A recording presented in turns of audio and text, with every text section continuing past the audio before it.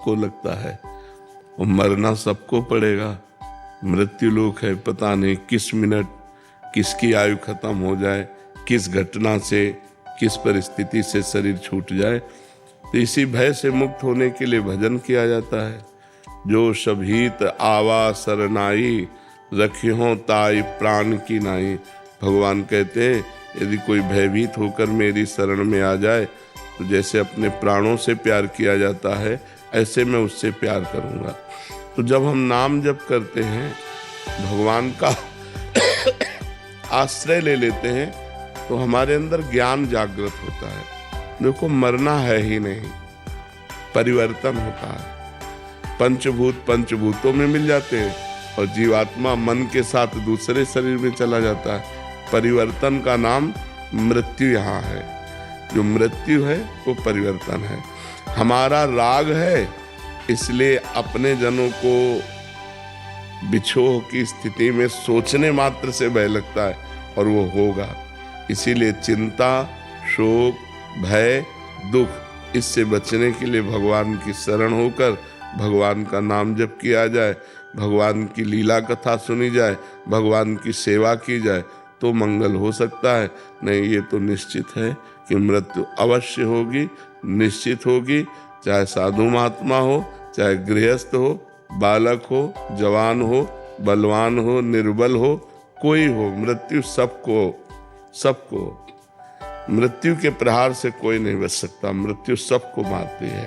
तो इसलिए भगवान का आश्रय लो, भगवान का नाम जप करो, वही बल देंगे। तो उन्हीं के बल से हम अपने प्रियजनों के बिछोह को सह सकते हैं। ये तो होगा, निश्चित होगा, इसमें कोई संशय नहीं। राम जी जिनके पुत्र थे, उन दशरथ महाराज को पधारना पड़ा। पधारे कि नहीं पधारे? भगवान स्वयं अंतर ध्यान की लीला किए। तो यहाँ मृत्यु लोक है, यहाँ सबको जाना पड़ेगा।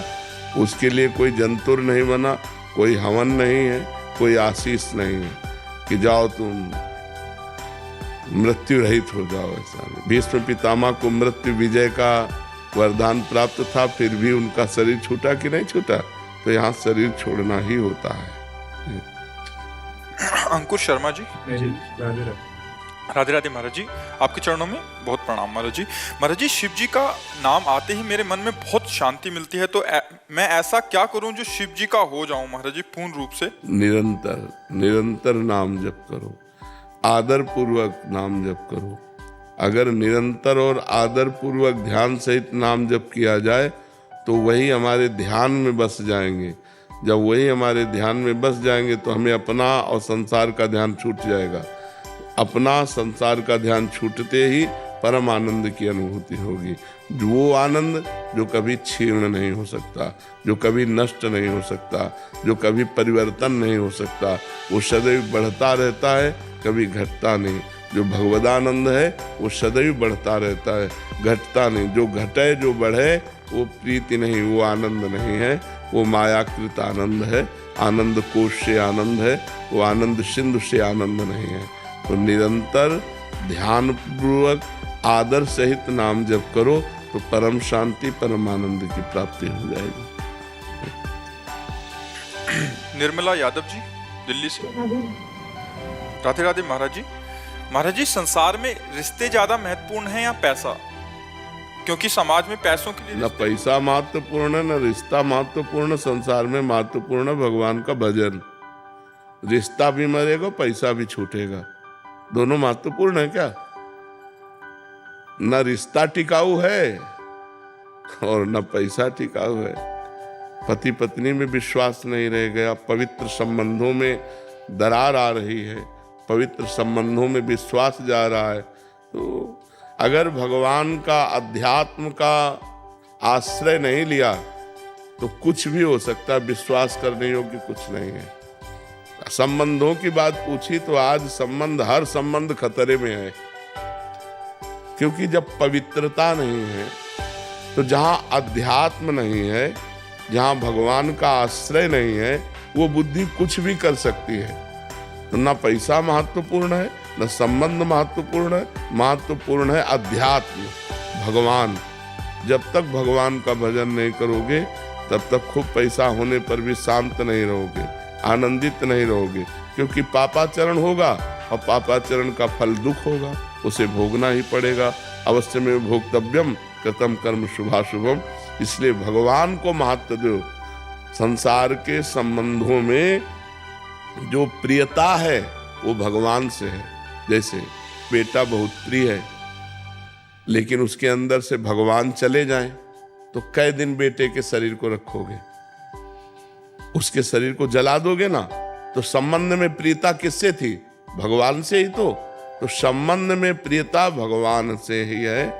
रुपए का जो सुख है, रुपए में कोई महत्व बुद्धि नहीं। रुपए से विषय भोग मिलते हैं, ये महत्व बुद्धि है।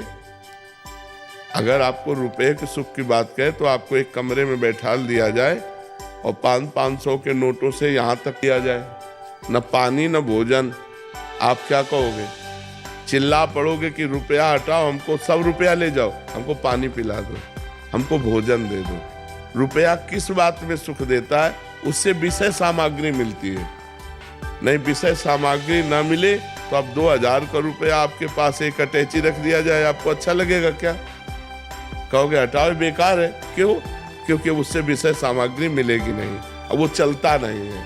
रुपए की प्रियता धन की प्रियता है, उससे विषय सामग्री मिलती है। विषय प्रियता है, शरीर सुख मिलता है। शरीर से अपनापन हो जाना, यही अज्ञान है।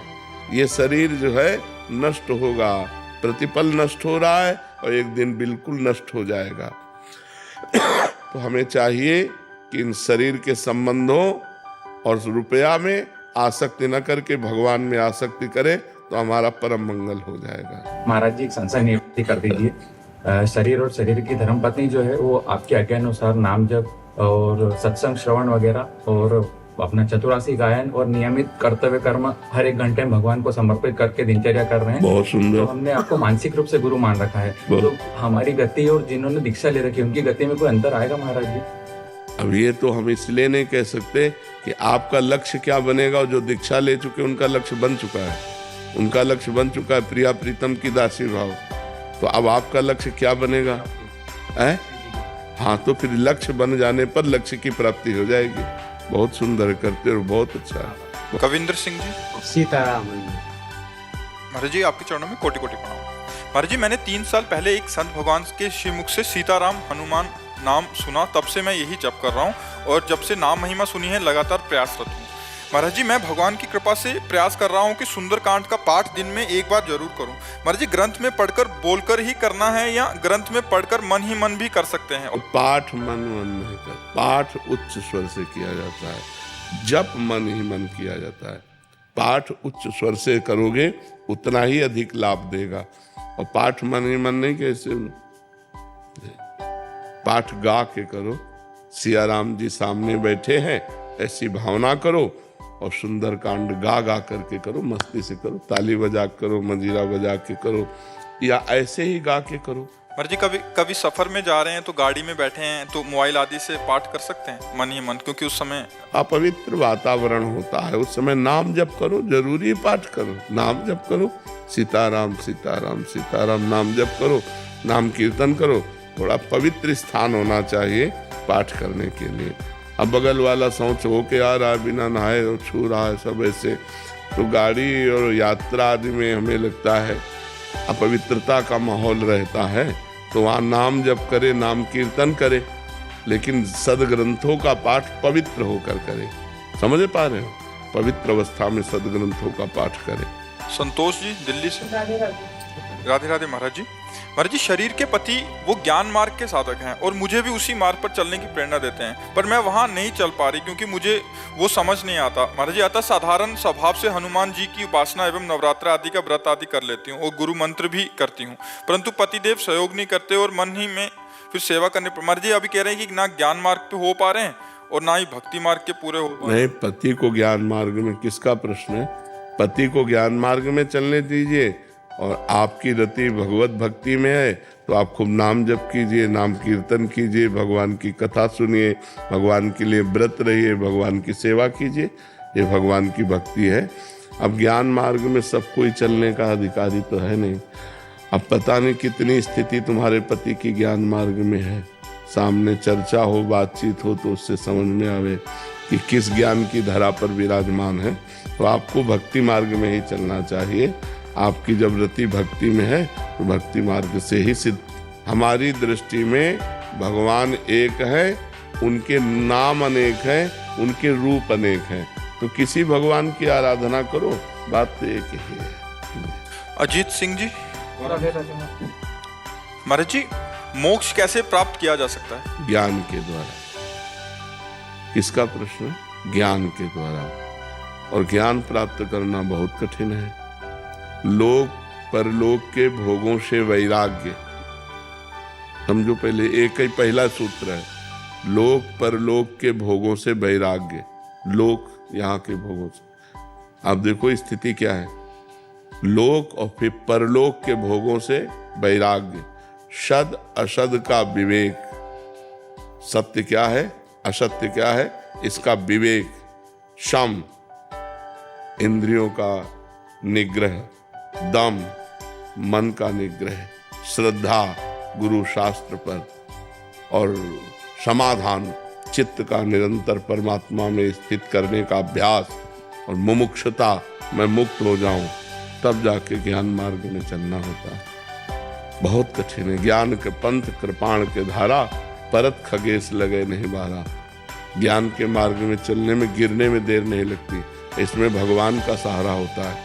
भक्ति मार्ग में भगवान का सहारा होता है। अगर हमसे कोई त्रुटि भी हो गई तो भगवान क्षमा कर देते हैं। अगर हम गिरने वाले हैं तो करो सदा तिनके रखवारी, जिम बालक राखे महतारी। भगवान अपने भक्त की ऐसी रक्षा करते हैं जैसे माँ अपने बच्चे की रक्षा करती है। तो कलयुग है, इसमें मोक्ष और कल्याण का सहज मार्ग भगवान की भक्ति है। और भगवान की भक्ति का सहज स्वरूप है, जो मिले भगवान को अर्पित करके खाओ। नाम निरंतर जप करो, जो कर्म करो भगवान को समर्पित कर दो, इसी से काम बन जाएगा। नाम जप से पवित्र हृदय में ज्ञान प्रकट हो जाएगा। कर्म समर्पण से कोई कर्म बंधन नहीं रहेगा। और भगवान का आश्रय लिए, इसलिए अगर धोखा हो गया तो बचा लेंगे, वो अंतिम समय वो कल्याण कर देंगे। भगवान का आश्रय, भगवान का नाम जप, और जितने कर्म कर रहे वो सब भगवान को समर्पित।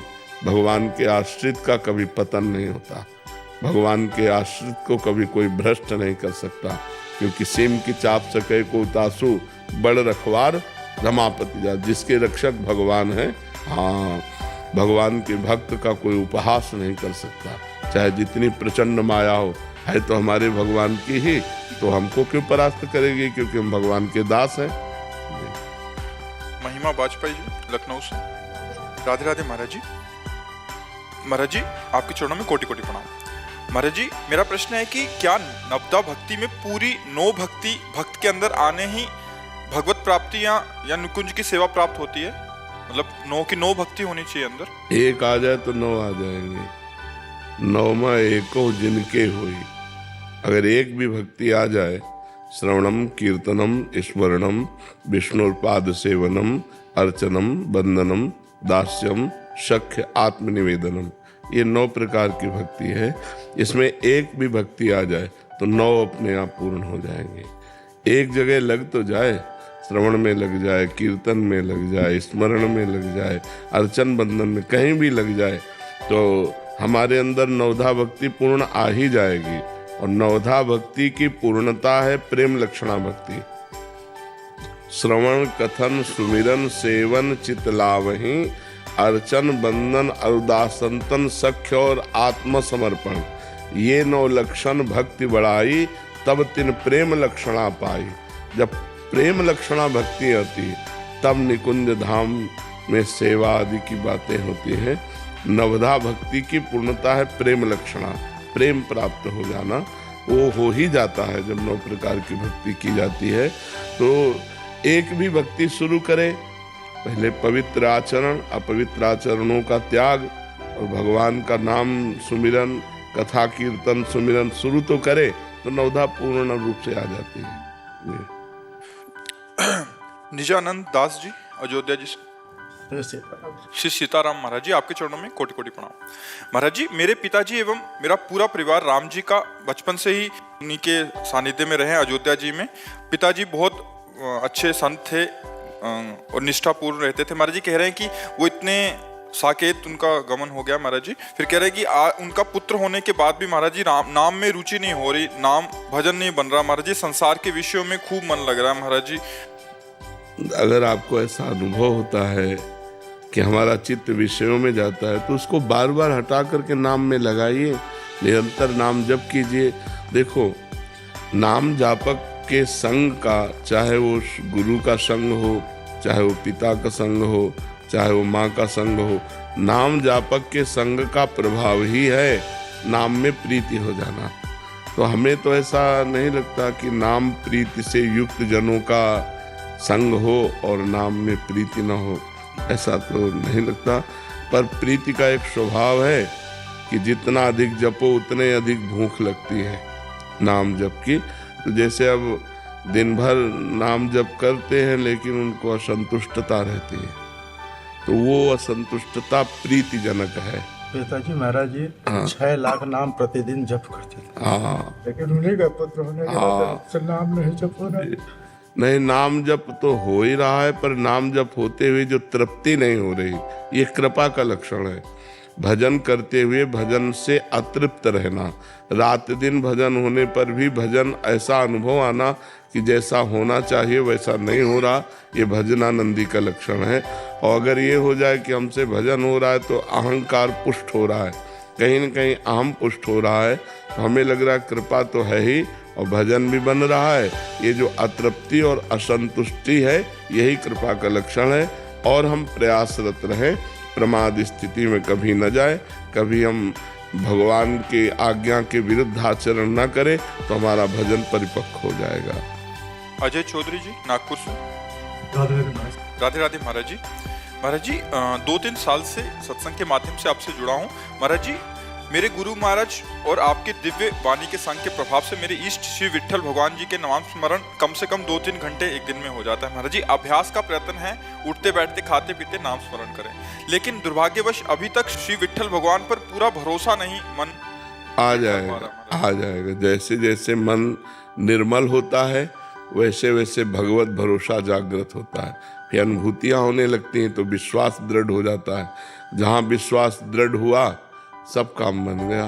भगवान पर विश्वास की आवश्यकता है, भगवान पर भरोसे की आवश्यकता है, पर वो तब होगा जब मन निर्मल होगा। तो इसलिए हमें खूब नाम जप पर ध्यान देना चाहिए और किसी भी बात पर ध्यान नहीं देना चाहिए। नाम जप अगर हम ध्यान पूर्वक जप रहे हैं तो सब ठीक हो जाएगा, आगे चलकर सब ठीक हो जाएगा।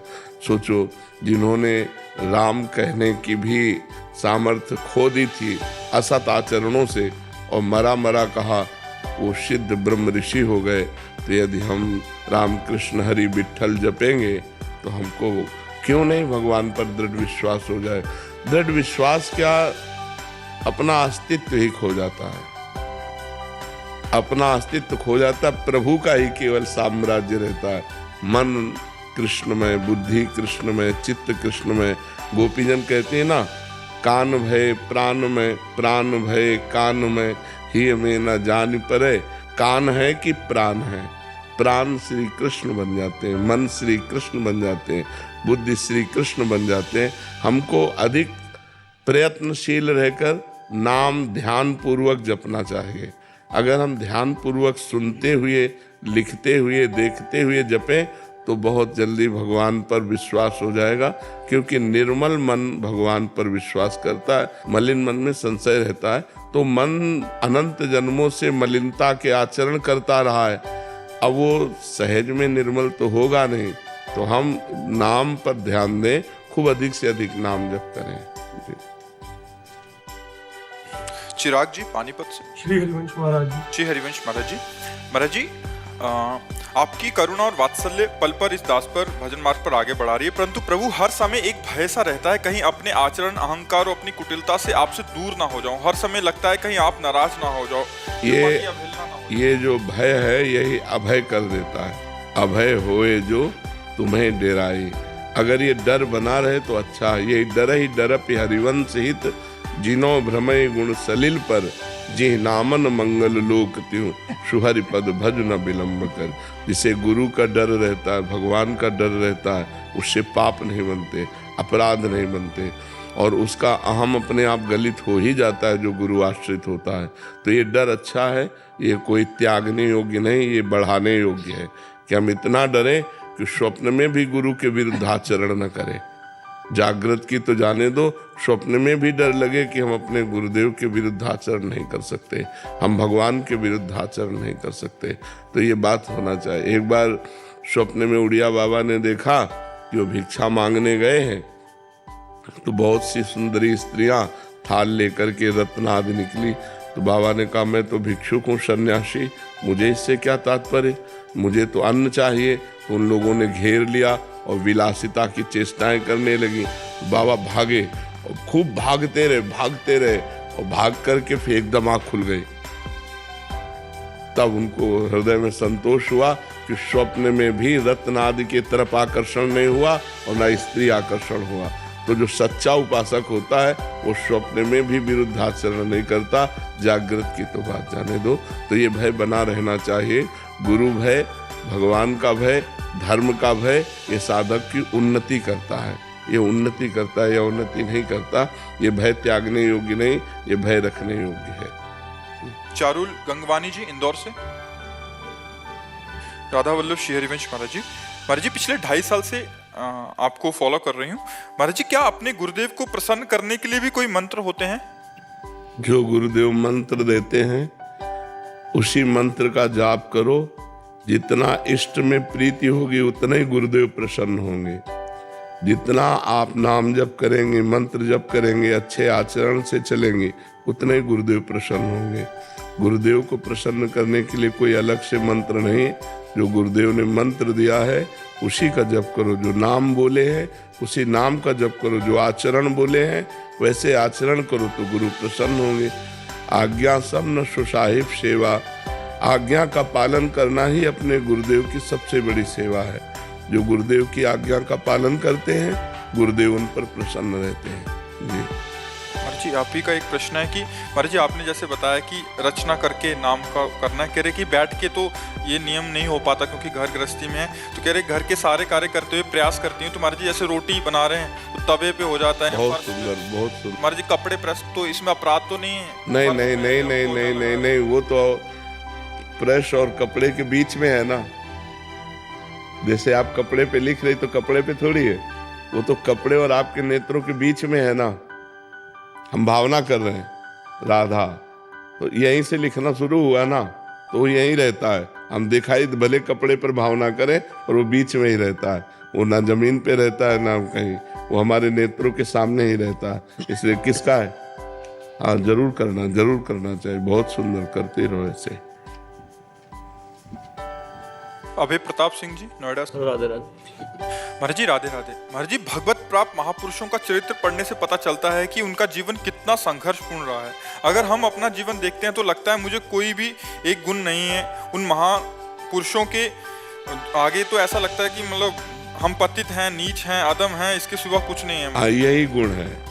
भगवान को यही प्रिय है। जिसके हृदय में आ गया मैं अधम हूँ, मैं पतित हूँ, मैं दीन हूँ, तो भगवान दीन बंधु हैं, पतित पावन है, अधम उदाहरण है। हमारा संबंध स्थापित हो गया। हम पतित हैं तो भगवान पतित पावन है, हम दीन हैं तो भगवान दीन बंधु है, हम अधम हैं तो भगवान अधम उदाहरण है। अधम उदाहरण की शरण में जाकर बस अपने जीवन को समर्पित कर दो, तो जो महापुरुषों ने संघर्ष करके प्राप्त किया है वो आप सहजता से प्राप्त कर लेंगे। करने लायक बच्चे को कार्य बताया जाता है, लेकिन छोटे बच्चे को कार्य नहीं बताया जाता। समय से माँ अपने आप उसको बाल भोग, राजभोग, खवाना पिलाना, नहलाना धुलाना सब, लेकिन जब वो तैयार हो जाता है अपने आप करने लायक, तो माता डांट जरूर देती, तेरा नहाने का समय हो गया, तूने नहाया नहीं, तेरा खाने का समय हो गया। लेकिन छोटे बच्चे को ऐसा नहीं कहती। छोटे बच्चे को गोद में लेके स्नान कराती है, वही भोजन पवार। यदि हम छोटे बनकर भगवान की शरण में चले जाएं तो जो बड़े बड़े महापुरुषों ने करके प्राप्त किया है भगवान को, वही हम छोटे बनकर भगवान को प्राप्त कर सकते हैं। यही दरबार दीन को आदर रीति सदा चली आई। दीन बन के भगवान दीन बंधु की शरण में हो जाओ और खूब नाम जप करो, भगवान के चरित्र सुनो, गंदी बातें त्याग कर दो, तो इसी जन्म में भगवान की कृपा हो जाएगी। डॉक्टर मयंक शराफ जी। राधा वल्लभ श्री हरिवंश महाराज। श्री हरिवंश महाराज जी। महाराज जी, आपकी कृपा और आशीर्वाद से शिव जी की उपासना व आपका दिया नाम जप निरंतर करने का प्रयास कर रहा हूँ। लेकिन इसके अलावा बहुत पहले से हमारे परिवार की परंपरा के अनुसार हर वर्ष की चारों नवरात्रों में माता रानी की कृपा से घट स्थापना व 9 दिन दुर्गा सप्तशती पाठ करता हूँ। महाराज जी, परिवार में या अपने घर में बच्चे के जन्म होने से सूतक काल भी क्या मैं घट स्थापना व उसी प्रकार पूजा साधना कर सकता हूँ महाराज जी? नहीं, शास्त्रीय सिद्धांत में नहीं है। शास्त्रीय सिद्धांत में जब शोवर होती है, बच्चा पैदा होता है, बच्चा या बच्ची, तो फिर जब तक शोवर होती है तब तक स्थापना नहीं की जा सकती। और या कोई मर जाता है तो जो मरना अशौच है, अपवित्रता है, सूतक लग जाते हैं, तो उसमें भी नहीं, शास्त्रीय मर्यादा में नहीं है। शास्त्र आज्ञा नहीं देता। बच्चे के जन्म होने पर और किसी के मर जाने पर फिर ये कलश स्थापना करके अनुष्ठान आदि, पूजा आदि, ये तब तक मना रहती है जब तक पवित्र ना हो जाए, शास्त्र आज्ञा के अनुसार। स्थापना कर दी हो और बीच में कुछ ऐसे कहते तो रुक जाएगा, फिर वहीं से पाठ रोक दिया जाएगा और जब वो पवित्रता हो जाएगी तब फिर वहां से पाठ शुरू कर दिया जाएगा। मान लो 4 दिन हो गए तो 5 दिन अब नहीं होगा। अब वो पवित्र होने के बाद 5 दिन अनुष्ठान किया जाएगा। घर गृहस्थी में जो शास्त्र आज्ञा है उसके अनुसार ऐसा है। डॉक्टर सिमरन खन्ना जी। राधे राधे महाराज जी। महाराज जी, जैसे लगता है ने सब अच्छा किया, पर जो सब आप मतलब चाहते थे, डिजर्व करते थे, वो दूसरों को इतनी आसानी से मिल गया और हमें इतना कठिनता हो रही है उसको पाने में। नई खेती है ना, ये किसका प्रश्न है? ये नई खेती है बच्चा। जैसे अभी अच्छा कर रहे हो ना, ये नई खेती है। लेकिन पुराना अगर हमारा गलत है तो अच्छा करते हुए भी हमको बुरा फल मिलेगा, हमको दुख मिलेगी, हमें निंदा मिलेगी, हमें विपत्ति मिलेगी। और अभी जो बुरा कर रहा है उसकी नई खेती है, लेकिन पुराना उसने अच्छा किया है और उसका संयोग आ गया है तो वो बुरा करते हुए अच्छा फल प्राप्त करेगा, बुरा करते हुए वो यश को प्राप्त करेगा, बुरा करते हुए भी वो सुख सामग्री प्राप्त करेगा। लेकिन जब उसकी बुराई का फल आएगा तब उसको भोगना पड़ेगा। ये अभी आप अच्छा फल कर रहे हैं ना, तो ये अच्छा जो आचरण कर रहे हैं ना, इसका फल आगे आएगा। अभी जो आपने पूर्व में पीछे किए हैं तो उनका परिणाम हमें भोगना पड़ता है। जैसे हमारा शरीर बहुत रोग से ग्रसित है, हमने इस जन्म में तो कोई पाप नहीं किया, लेकिन पूर्व में कोई पाप किया तो उसका परिणाम भोगना पड़ रहा है। अब इस जन्म में जो हमने किया उसका ये बल है कि हम दुखी नहीं हैं, हम परेशान नहीं। लेकिन जो हमने इस जन्म में किया, अब इसका फल हमको आगे मिलेगा। हमें भगवान की प्राप्ति हो या आगे अगर जन्म भी होगा तो बहुत उच्च अवस्था का जन्म होगा, क्योंकि हमारे पास बहुत सामग्री है। गलत कोई आचरण नहीं, सब अच्छे आचरण करना और खूब भजन करना, भगवान के नाम में रहना, तो इसका जब फल आएगा तो महान फल आएगा। तो ये बात सुनकर सोच करके अपने को धैर्य धारण करना चाहिए, नहीं तो फिर अच्छाई से अश्रद्धा हो जाएगी। नहीं, हमें बुरा आचरण नहीं करना चाहिए, क्योंकि बुरा का फल परिणाम में बुरा ही होगा, अच्छा का फल अच्छा ही होगा। आज जो हम अच्छाई करते हुए दुख भोग रहे हैं, ये हमारे पीछे की कोई बुराई है, पीछे का कोई बुरा आचरण है जो संयोग बनाकर हमको सफल नहीं होने दे रहा। अच्छाई में भी हमको दुख मिल रहा है, निंदा मिल रही, उपहास मिल रहा है, विपत्ति मिल रही। समझ लेना। सलोनी जी, न्यू दिल्ली से। श्री हरिवंश महाराज जी। महाराज जी, कुछ समय से नाम जपने करने का अभ्यास कर रही हूँ और प्रभु और संतों की कृपा है। महाराज जी, जब भी मैं किन्हीं संतों का दर्शन करती हूँ तब ये मन ना चाहते हुए भी उनके प्रति गलत विचार फेंकता है, जैसे उनके दोस्त। ये बहुत बड़ी हानि की बात है, इससे तुम्हारा बहुत बुरा पतन हो जाएगा, बहुत बुरा पतन हो जाएगा। संत दोष दर्शन तो बात जाने दो, हमें किसी के दोष दर्शन नहीं करने। नारायण तू बैठ के अपनो भवन बुहार। अगर हम दूसरे के दोष देखना शुरू कर दिए तो हमारा बहुत बुरा पतन हो जाएगा। और फिर संतों के प्रति दोष दर्शन करना, फिर तो ये तो बिल्कुल ऐसा समझ लो पेट्रोल डाल के आग लगाना अपने ऊपर है। क्या तुम संतों को जान सकती हो? क्या तुम्हारी दृष्टि है? तुम बाहरी रूप देख सकते हो, कपड़ा लत्ता देख सकते हो, गाड़ी घोड़ा मकान देख सकते हो, लेकिन तुम उनकी आंतरिक स्थिति को देख सकते हो क्या? फिर क्या संतों के प्रति दोष दर्शन? अरे राम राम राम राम 1 घंटा मन लगा करके करो तो अभी बुद्धि शुद्ध होने लगे। कृष्ण कृष्ण हरि हरि राधा राधा तो बुद्धि शुद्ध होने लगे। और जब शुद्ध बुद्धि होगी तो संतों की चरण रज माथे पे लगाओगे। कोई भी कैसा संत हो, हमको भगवान का दास देख करके तुरंत नमन करना चाहिए। क्या दोष दर्शन करोगे? महाराज जी कह रहे कि कुछ मैं सोचती नहीं हूँ, मतलब ना चाहते हुए भी ऐसा होता रहता। तो महाराज जी क्या हृदय की मलिनता? हाँ, हृदय की मलिनता। इसीलिए तो कहा कि 1 घंटा कम से कम भगवान का नाम जप करो तो संतों के प्रति पवित्र बुद्धि आ जाए। ऐसा नहीं है, देखो अगर नकली नोट होता है तो उसका असली कहीं होगा, नहीं होता। तो ऐसा नहीं है कि समाचार में या टीवी में किसी एक आध का आ गया, तो ऐसा नहीं है।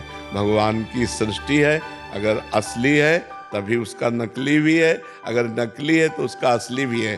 तो हमको क्या करना चाहिए कि नकली और असली छोड़कर सब में भगवान है, ये बात समझकर प्रणाम कर लेना चाहिए और दूरी रहना चाहिए। हम ये सबसे कहते हैं कि जैसे आग से दूर से आनंद लो, उसका प्रकाश उसका तेज दूर से, उनके वचन मानो, भिक्षा दे दो, बस दूरी बना के रहो। वो संत ही नहीं है जो अपने एकांत में किसी को प्रवेश दे, और वो भक्त नहीं है जो संत के एकांत को भंग करे। इसलिए दूरी बना के रखो। शिक्षा और भिक्षा का हमारा आपका संबंध है। हमें जरूरत है तो भिक्षा दे दीजिए, आपको जरूरत है शिक्षा ले लीजिए, और दूरी बना के रहिए तो दोष होगा ही नहीं। दोष तब होता है जब हम अपनी अपनी मर्यादा से विलग हो जाते हैं। और देखो संतों में दोष होता ही नहीं है। ऊसर बरसै तृण नहीं जामा, संत हृदय जिम उपज न कामा।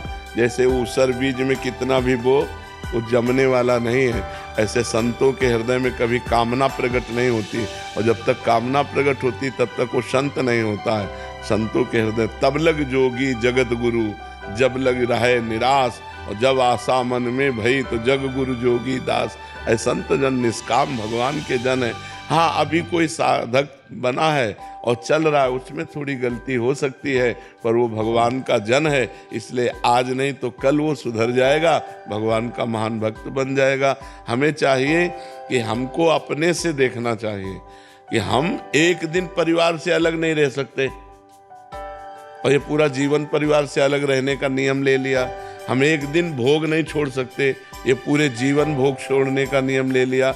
अगर उस साधक, अभी साधक है, मान लो कल साधु बना है तो साधु तो दिखाई देगा ना।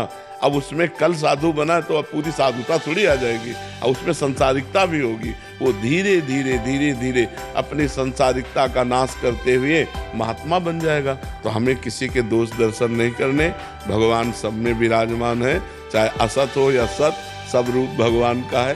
तो प्रणाम करके हमें अपना सुधार करना है। बुरा जो देखन मैं चला, बुरा न मिलिया कोई, जो दिल खोजो अपना, तो हमसे बुरा न हो। महाराज जी जब भी ऐसा होता है तो हम नाम चलाते हैं अपने, उस समय उनको प्रणाम कर लिया करो। जैसे किसी संत के प्रति आया ना कुछ, तो उसको मानसिक प्रणाम कर लिया और तुरंत भगवान से प्रार्थना की, भगवान मेरा ये स्वभाव जो गलत है इसे ठीक कर दो। प्रभु सामने आप सबके हृदय में वो मैं देख नहीं पा रहे, नाथ मेरे इस अपराध को क्षमा करो। तो वो सब बराबर होता जाएगा। और धीरे धीरे कभी निंदा मत करना, जबान से कभी निंदा। गुरुदेव, इन्हीं से जुड़ा प्रश्न था, मतलब आपने अभी बता ही दिया। हम यही पूछ रहे थे, अगर गलती से मान लो दोष दर्शन हो ही जाए, उसका उत्तर मिलेगा। हाँ, नहीं तो उसका कोई पश्चाताप है, मतलब हाँ, कि तुरंत भगवान उसको प्रणाम करो जिस संत के प्रति हुआ हो, और भगवान से प्रार्थना करो, प्रभु आप सबके हृदय में बैठे हो, ये तो मैं देख नहीं पा रहा, मैं नीच दोष दर्शन कर रहा हूँ, प्रभु मुझे क्षमा करो, मुझे सद्बुद्धि प्रदान करो। ऐसा करना चाहिए। नरसिंह रावत जी, राधे राधे।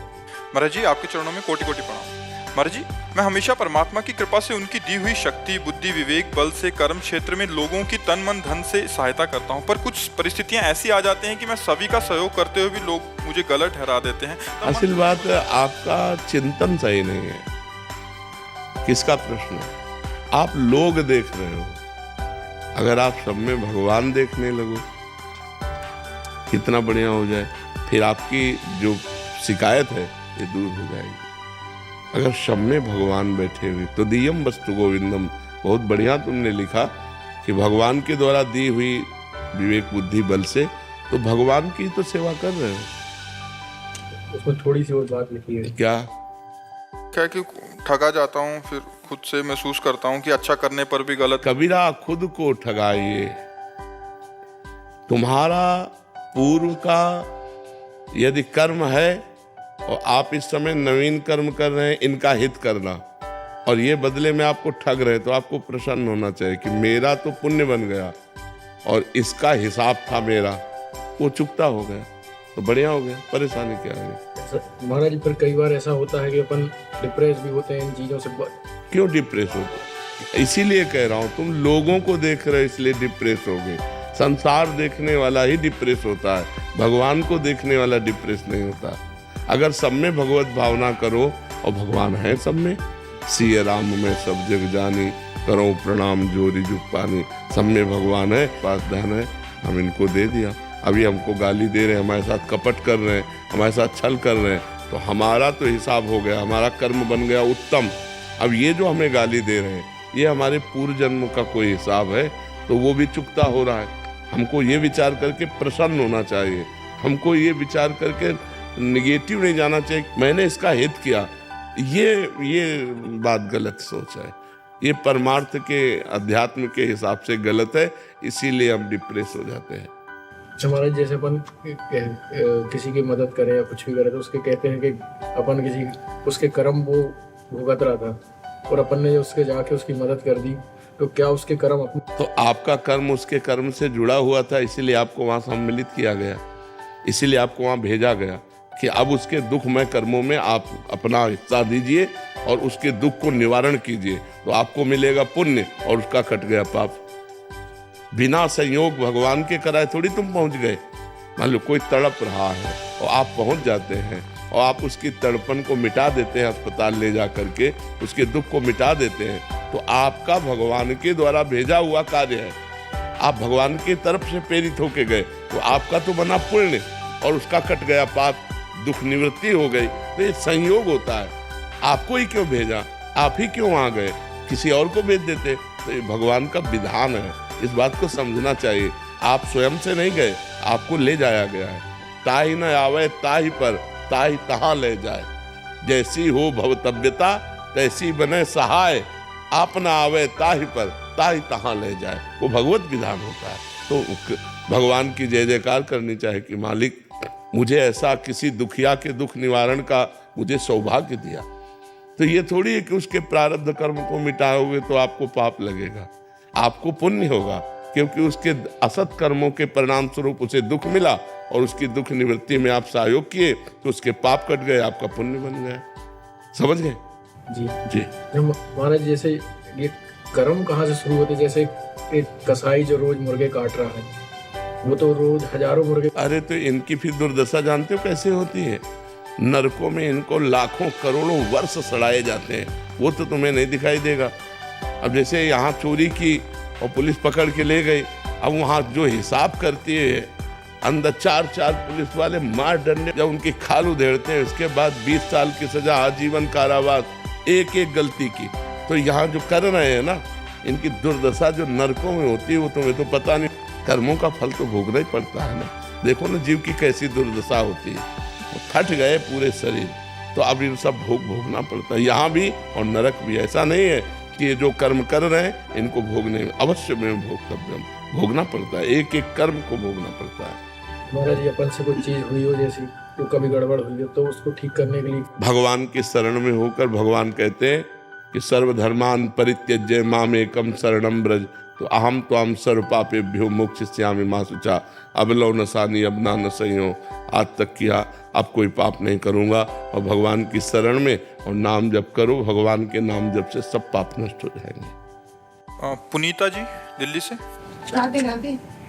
महाराज जी, माता पिता अपने बच्चों के सुख में जीवन के लिए ईश्वर से कैसे विनती करें, कैसे पूजा करें कि उसका पहली बात तो माता पिता को अपने बच्चों को सदुपदेश देना चाहिए, उनको बैठाल कर सत्य शास्त्र श्रवण कराने चाहिए।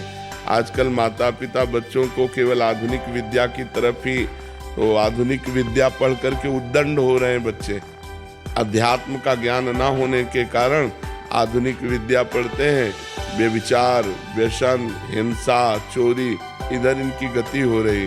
तो विद्या ही क्या जो ऐसे गंदे आचरणों में ले जाए। विद्या तो वही विद्या है, विद्या विनयम ददाति, जो सौम्यता, विनय, गंभीरता, ब्रह्मचर्य और समस्त दैवी संपदा को लावे, उसी को विद्या कहते हैं। तो माता पिता को यदि अपने बच्चों का कल्याण और मंगल चाहिए तो उनको बचपन से भगवान नाम जपने की प्रेरणा करें, उनको भगवान के पावन चरित्र सुनाएं और सिद्धांत की बातें बतावें, जिससे आध्यात्मिक होकर आधुनिक विद्या का अध्ययन करते हुए संसार में एक आध्यात्मिक पुरुष बने। बिना अध्यात्म के जीवन बेकार है। अब जिसके जीवन में अध्यात्म नहीं, वो मरा हुआ जीवन है। मनमानी आचरण करके केवल वो दुख भोगेगा। जहाँ अध्यात्म है तहाँ डर है कि हमको ये काम नहीं करना चाहिए, ये गलत है और ये सही है, ऐसा निर्णय करने की बुद्धि होती है। और जिसकी ऐसा निर्णय करने की बुद्धि नहीं तो पशु है।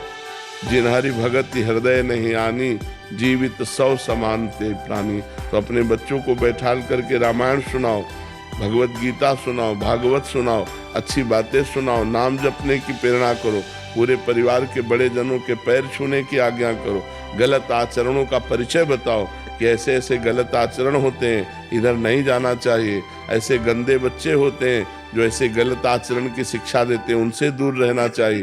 तब उन बच्चों का जीवन, छोटे छोटे बच्चे गंदी गंदी बातों से युक्त हो रहे हैं, मोबाइल हाथ में है, गंदा आचरण देखते हैं, गंदी बातों में बढ़ रहे हैं, तो वही बॉयफ्रेंड, गर्लफ्रेंड, व्यभिचार, वही फिर व्यसन, नशा करने लगते हैं। फिर उसके बाद उनकी हिंसात्मक वृत्ति हो जाती, क्योंकि रुपया चाहिए।